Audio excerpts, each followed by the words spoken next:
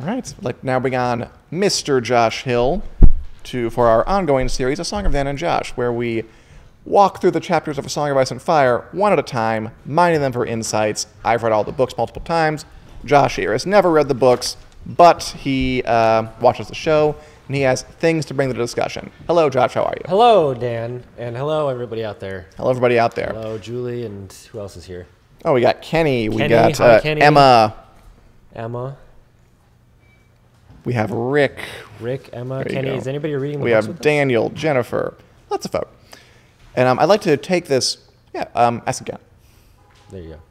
What? No, ask again. Oh, I was going to say, is anybody reading the books with us? Kenny, Emma. Hello? Are you? Let us know. I also like to take this opportunity to slow down a bit and inform you that we are available on iTunes in podcast form and Google Play. If you can, subscribe, leave a kind word, rate it 5 stars. It helps spread the word. We'd appreciate it. Get you on more panels at more cons. There you That'd go. be fun. I have... 5-star podcast host, Dan Selke. As you guys know, I'm pretty much brilliant, so I just heard to be in all the panels I possibly can be. That'll be fun, though. Have you ever been a panelist? I never have. I haven't been. No, I just went to Walker Stalker Con, which was Was that like a Walking Dead con? Yeah, it was like the Walking Dead That's equivalent cool. of Game of Cons or whatever this is. Were you on a panel or not? I wasn't, no, but it was a cool experience to see it. That is neat. But I mean, I'm not much of a public speaker, but I feel like I've been doing this show for a while, so I feel just like pretend it's a podcast. How different can it be? yeah. Anyway, Josh, we are here to talk about the latest chapters in A Song of Ice and Fire, and we read 2 today. We read Tyrion 5, and we also read Ned, 1300, whatever he's on now, 11. It was actually Ned 10. I thought it was Ned. You wrote down 11, but it's actually you wrote down the chapter heading wrong, but it was actually the right chapter. Josh Hill keeping track of the numbers here. Because it was Ned X. I was like, Ned that's a X. cool chapter title. It's like, And it was a cool chapter, but we'll get to that one. it was good, yeah. Let's hit Tyrion 5 first. So what jumped out at you here? Tyrion is still in prison at the Eyrie. Yep. And he's hatching some schemes. He's hatching some schemes. He's swaggering. This is the trial by combat he kind of proposes. Or I think it's demands. the first time we hear trial by combat in the series. Yeah, and Bronn is the one that kind of steps up to take charge there, which was kind of that cool little duo that they got going, Bronn and Tyrion. Why does Bronn do that?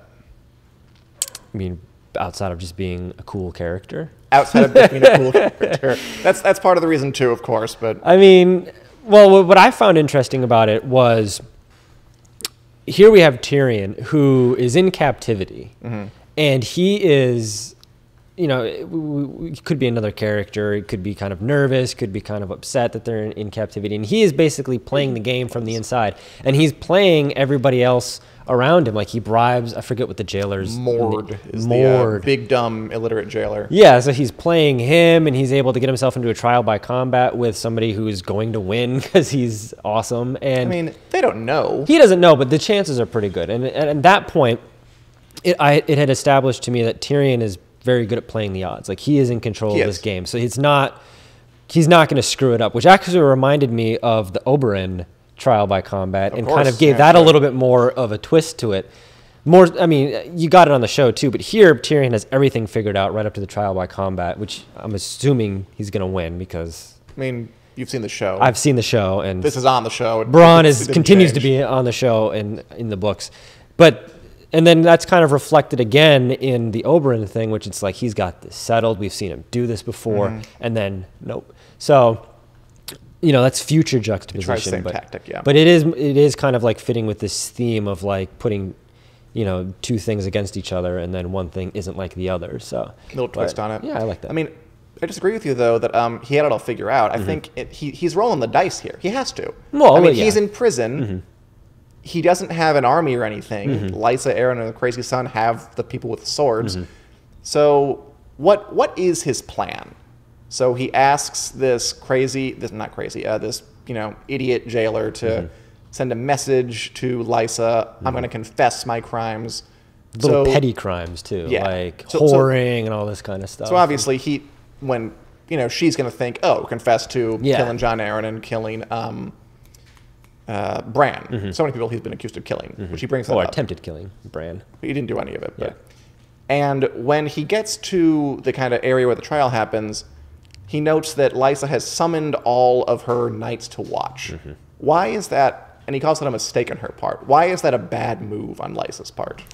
Well, it's kind of like, you know, dancing before you get into the end zone. Like, she's very much, Tyrion is rolling the dice here, but he knows that he's going to get up there and he's not going to confess to any of these things. He does. He just wants to get out in front of Lysa. Yeah, and Lysa is under the impression that she's got him. This is it. This is Tyrion's cooked. He's going to confess. Yeah, and she's basically like trotting out, you know, the band to celebrate. Sure. And that's, you know, of course we know what happens. Bad move. We do. But what I'm getting at is that, and they bring this up a little later, well, if Lysa had just like taken Tyrion by herself and he'd said, I'm going to confess the stupid thing, she'd be like, oh, fine, go back to the cell. The fact that there are people there means he can shame her publicly.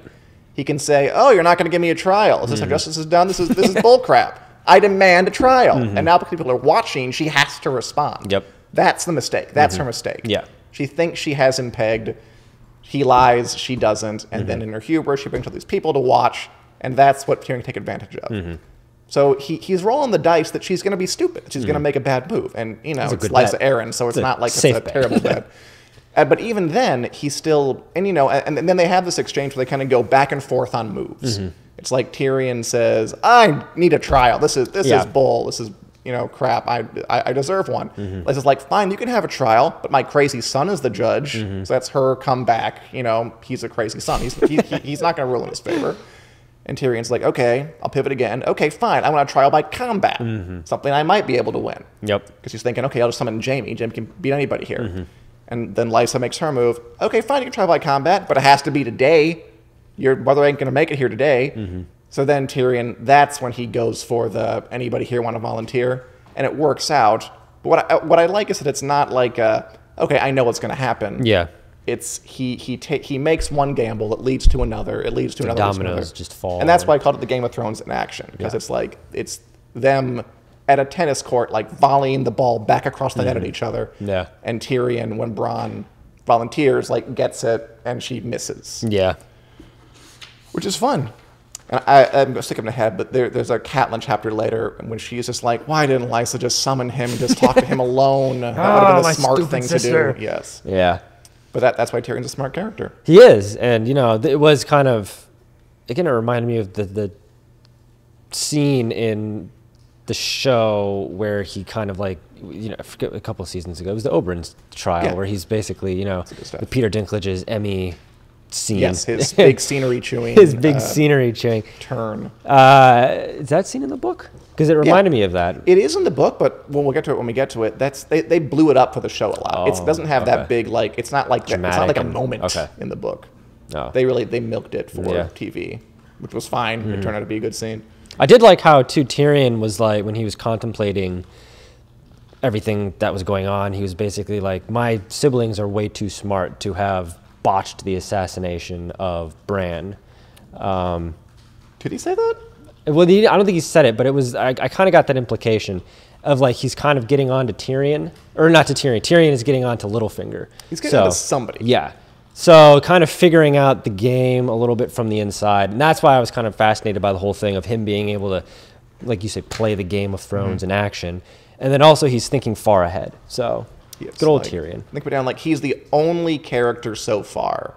I mean, he hasn't figured out that Littlefinger killed Jon Arryn. We don't learn that until a long time, but he does have a line where he's like, perhaps the direwolf and the lion were not the only beasts in the woods. And if that was true, someone was using him as a cat spot. Tyrion Lannister hated being used. He's the only one who even suspects that maybe someone else is doing something. Which is great, which again just goes to that he's an intelligent guy. Julie Davies says that Tyrion is very smart, part of his appeal. I really enjoyed this chapter. I did too. It was a good chapter. This is a fun chapter. And before we head into the next chapter, little reminder, we're on iTunes now. Audio format. Listen to us at the gym on your way to work. Not in the car, though. It's illegal in some states. You know, go subscribe. Leave us a 5-star review. You can't listen to it on the headphones. I think you can listen to it on the... It's not illegal to listen to us in certain states in your car. It's not at all. You can listen to us on the stereo. Just don't put it in your headphones. Don't put it in your headphones. That's a dumb move anyways. Unless you're sitting in your car and just stationary. I don't know why you would, but you can do that. Anyway, iTunes, Google Play, we'd appreciate it. All right, second chapter we read was Ned 10. Ned X. All right, some interesting stuff here. Yeah. Why don't you kick us off? What happens in the first part? I like this chapter because we kind of got another fever dream type thing, which was... Have we had many? We had them before? Well, the Catelyn chapter is kind of like a feverish good dream. Call. You like that chapter. I did like that chapter. You've been chapter up a lot. Now they both have had their own fever dream. But this was the scene from last season or whatever, the whole... the Tower of Joy? Yeah, I mean... Yeah. They don't name it on the show, but it's the bit where in season 6, Bran goes back into one of his like past vision things, and he sees young Ned Stark fighting the Kingsguard dudes at the tower. Yeah, it's called the Tower of Joy. It's in Dorne, but I don't think we actually get that information on the show. Yeah, but this is basically it, and it shows up in the first book. That's why, and then I was like, that's why everybody's got the whole theory thing was like, what is it, J plus, R plus L equals J or whatever like that was a thing the whole time. I was like, oh, okay, I get it now because this happened in the first book, but they saved it for what, like the 7th season of the show? 6th season. 6th season of the show. So, did you recognize that scene when you were reading it? I started to. I was like, this is like awfully familiar, but then I remembered it was a thing for a while, and I was like, oh, that's why, because it happened in the first book. But I enjoyed it, and I also like the interactions, the reality reactions, I guess, outside of his dream between Ned, Cersei, and Robert, where Robert is basically doing his thing where he's like, I'm the king, but I don't actually want to be the king because things are going to crap, so I'm going to go hunt. And Cersei like calls him out on it, and she's like, I should be ruling, and it's all that kind of stuff. So Cersei has a great bit here. I wrote it down. It's he isn't a good jab at her husband. What a jape the gods have made of us too. By all rights, you ought to be in skirts and me in mail. Then Robert hits her. Yeah, that took a turn. But yeah, I like this chapter because of that whole interplay between those three, because you've got them on all of these different levels, and Ned somehow is still all the way behind in the game. It's just... Well, how? Is he behind in the game? Well, you've got Cersei and Robert, to me, are... Ned's playing catch up. Ned has this whole time been playing... bedridden, and he's... bedridden, leg crushed. Yeah, so he's literally been in a coma for like 5 days, I think it said. I think 5 or 6, something like that. And in the meantime, Jaime's left the city, and Catelyn. Everybody knows that Catelyn took Tyrion now. Yeah, and that was, to me, that was kind of like a little bit of symbolism, where it's like this whole time Ned has been there in King's Landing with these people, but he just doesn't know anything. And this was like literally he is asleep while all of these things are happening, and he's missing out on everything, which is kind of like, to me, pointing out the noir thing of like he's missing all of these clues and he's going in the wrong direction. And here he is, he's just literally out cold and everything's happening. And then Robert goes off to hunt, and he does. We all know what happens when Robert goes off to hunt. Yes, so. That will be his death by Cersei. I think this is it's not the last time we see Robert, because we see him on his deathbed. Here's a question: did you feel for Robert here at all? You're right. He doesn't want to be king. Obviously. He goes off to hunt, even though he has this terrible situation. I mean, his brother-in-law is kidnapped. His other brother-in-law attacked his hand to the king in the streets, then fled. His wife is really angry. But we get this like melancholy bit from him, where he's kind of reflecting on what happened since he's been king. And he says, Rhaegar won, damn him. I killed him, Ned. I drove the spike right through the black armor into his black heart, and he died at my feet. They made up songs about it. Yet somehow he still won. He has Lyanna now, and I have her, referring to Cersei. He is weary. Yeah. Do you feel for him at all? I find it hard to feel for Robert. And then he hits for his wife when he leaves to go hunt. That didn't help anything. I don't know. It's Robert. He's been really established as this character. He's kind of like a sleazy, slimebally, lazy character. Like he's made a point to point out very articulately how fat he is, and just like how literally how unfit to lead he is in all the ways. I didn't feel too bad for him here. No, I agree with you. I felt a little bit, because I was like, oh, but also at the same time I was like, in the context of the character that he is, it's like, all right, you don't have enough redeeming qualities for me to think. So if this had been flipped around and it would have been Ned saying these things, Ned hasn't done anything that Robert's done. Ned is more of a sympathetic character. And we're sympathizing with how far behind he is in this little mystery, how he's going in the wrong direction, all these things that are happening to him. And then that's put up against Robert, who has also had some bad things happen to him, caught some tough breaks. But at the same time, he's a garbage character. He's a pretty bad guy. He's a pretty bad guy, yes. I guess, like, how tough of a break can it be if you're king? But, like, he's a king who doesn't want to be king. And it's like, he's cutting his own tough breaks. But he doesn't have enough redeeming qualities for me to sit there and be like, he doesn't have sympathy. Robert's like the guy who peaked in high school and then never got over it, but somehow has a lot of power anyway. Yeah. That's not really maybe he, like, was an athlete in high school and did it like a commercial, and he still gets all the money from it, but he just never moved on from that. And that's where he is, and he wishes he was like that again. And it's not. He's kind of avoiding his responsibilities. And while he's doing that, other people are creeping in. Cersei is pushing an agenda here. Big time. She wants, Robert to protect, to get to save Tyrion and be on Jaime's side. Yeah. And I do like that Tyrion had a comment back in his chapter that Cersei would see the insult in this, not the opportunity. Yeah. That if the way to get out of this is to insist that Robert sit in trial of Tyrion himself. And then, when the facts come forward, he didn't do anything. Yeah. So it would be resolved. Ned would look like an idiot. Catelyn would look like an idiot. And their power would be diminished. And the Lannisters would be vindicated. They'd be fine. But the pride is too much. Yeah. Instead, she, needles him and gets in that crack about how he should be wearing skirts and her and men, which is great. Yeah. I'm not saying it's not great. And then he hits her, so that was not great. She's maybe not thinking with as a cool head as Tyrion would for the situation. Yeah. And Jaime's left, so we don't know what he's thinking. This was too that line. I did like that line from Cersei because it reminded me.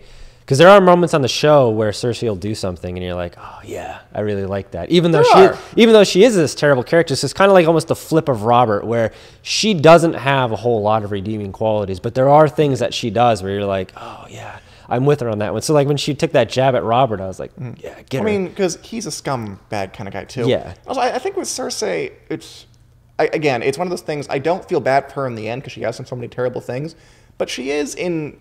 If you're a woman in the society, she does have to fight and scrap for whatever power she gets. Yeah.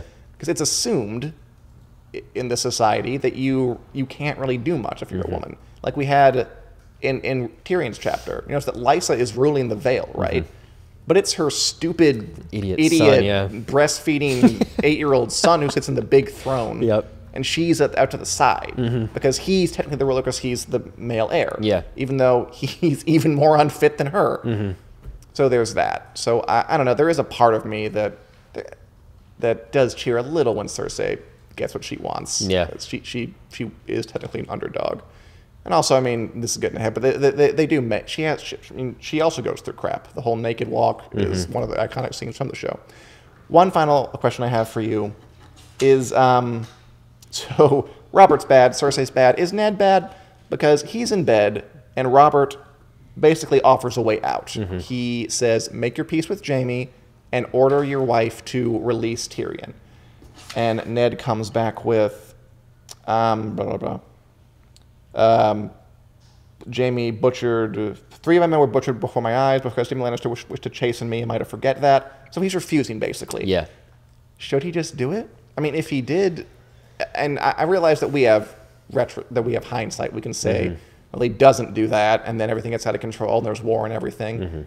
If he just apologized to Jaime and told Catelyn to let Tyrion go, maybe they could have avoided something. They could have. And I do think that he bears some fault for this. It's kind of like this machismo where he's like, I can't apologize because it's I can't show my fault in this, and I have to defend the North. And I mean, Jaime and his men did kill some of his guys. They did. And that's the thing. It's like, at what point and this is why Ned, this is a consistent problem with Ned in all these chapters, looking far ahead, seeing it all the way through to conclusion. And this is another perfect example of Ned not looking further past and beyond the current situation that he's in to say, how is this going to play out? Where is this going to go?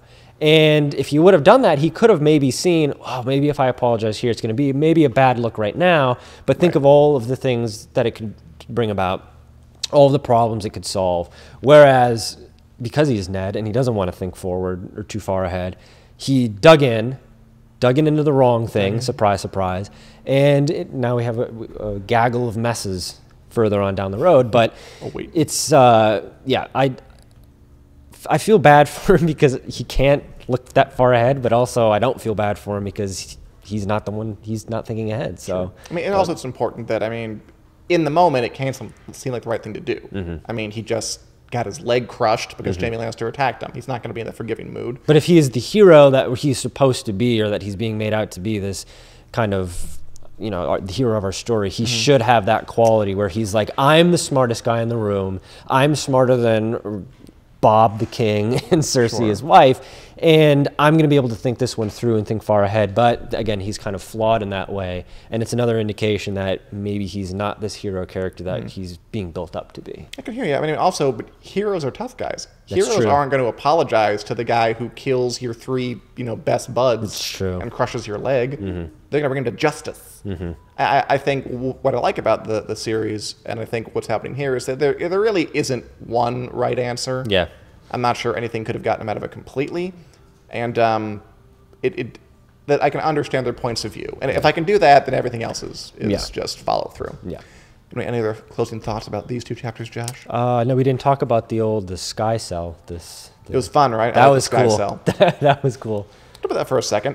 So yeah, Tyrion's is imprisoned in this Sky Cell, the Eyrie, which is just a room with 3 walls and one wall gone that just opens up into nothing. Yeah, which is it's a fun idea. It's fun. Intimidating, is what it is. It's like it's like a weird, peaceful intimidation. It's like it's nothing but sky, but also it's like this weird nothingness. It's just like, is it one of the things like when you're reading, you get like a little maybe like nervous, like just because the way it's described. Like I don't have that a lot, but the best descriptions of like, I don't know, a drowning or something violent can like make me go like, ooh. A little bit of it. Yeah, I felt a little bit of it in my gut. I was like, oof. Like, you know, I like the sloping floor detail. It's that kind of detail that kind of sells it to me. And the idea is pretty out there. I mean, nothing in history that I know of has this kind of dungeon cell. But this is a fantasy book. We got some dragons. We got some zombies. Why not put in a fun sky cell? Why not? I think it's those details that really kind of sell Martin's world so well. Oh, yeah. Also, before we sign off, I just wrote this down, so I'm going to read it. I liked this bit about Mord, the illiterate jailer, just because it's this kind of like fine detail that just kind of makes the books believable. Some illiterates held writing in disdain. Others seem to have a superstitious reverence for the written word, as if it were some sort of magic. Fortunately, Mord was one of the latter. Just like a fun look into Mord's inner life. We're not going to get much of Mord's inner life. But there we Mord. This little There's your spin-off. Mord. Mord the jailer. Sundays on HBO. He was kicking Tyrion. He was speaking in like 3-word sentences that didn't have adverbs or vowels or anything. It's like it reminded me of that character that from Hot Fuzz that actually the Hound plays. The Hound plays. Yarp. Yarp. Yeah. I remember him. Yeah. Yep. Yarp. That's what I was thinking of. But Yarp. Perfect place to end on Yarp. Yarp. Thanks for watching, everybody. We are available on iTunes, Google Play. Subscribe, rate, and leave a kind word. I think next week we should read the next Catelyn chapter and the next Jon Snow chapter. I haven't seen him in a while. I haven't seen him in a while, yeah. That's right. Read thanks along. for coming, Josh. Thank you. Always a pleasure. And we'll be back next week at 4 p.m. Central here on the Winter's Green Facebook page. Hope to see you then. Yep, see ya.